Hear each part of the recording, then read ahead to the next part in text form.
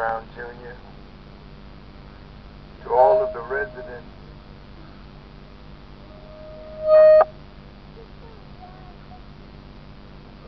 of Ferguson. It's a real honor for us to be here with you today. This spot where we stand is really hallowed ground, and it should always be treated as that by us, because from this little city of Ferguson and the death or assassination of Michael Brown Jr., a movement has started that will not end until the hopes and dreams and aspirations of our ancestors for freedom, justice, and equality has finally come to be. This is sacred ground. So on behalf of all of the members of the Nation of Islam and all black people everywhere who hope for freedom and justice, we place this wreath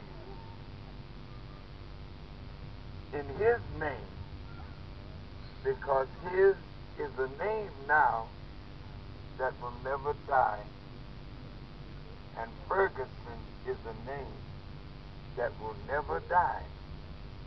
And when the battle for freedom is finally won, history will say that the movement started in a little town in Missouri called Ferguson, with the life lost of a young man who knew something great was going to happen in his life, that the world would know him.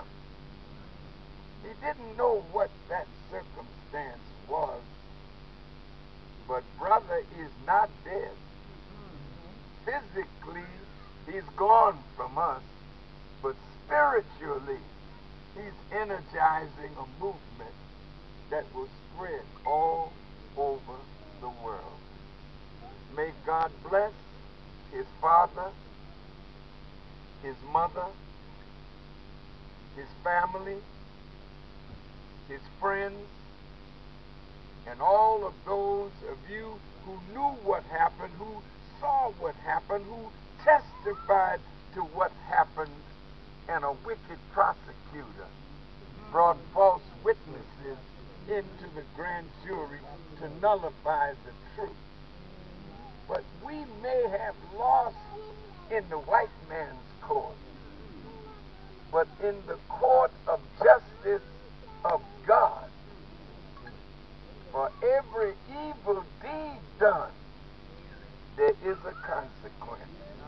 So don't you ever think that the wicked will get away. In fact, what are you doing? I don't need to put it in front of my mouth. They can hear me. And don't disturb me while I'm doing something. Kill the flow of a spirit. You mean well, but leave me alone.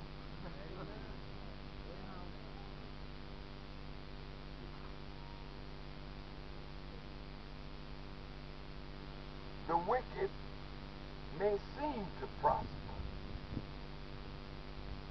but the scripture says, God is not mocked.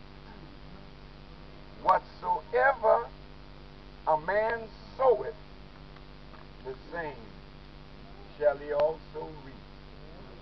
And those who live by the sword, just live a few more years, and you will see them paying tenfold, 100-fold for the evil that they have poured on us ever since our fathers set the soles of their feet in the Western Hemisphere. Thank you for coming out this morning. And the best thing I can say to you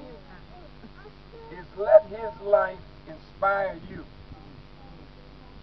to stop the violence in the city where we live, black people killing black people in gang violence. And then I want you to join me on 10/10/15.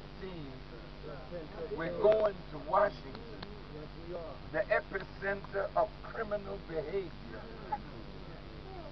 And we will plead this case to a government that has never been our friend. And at last,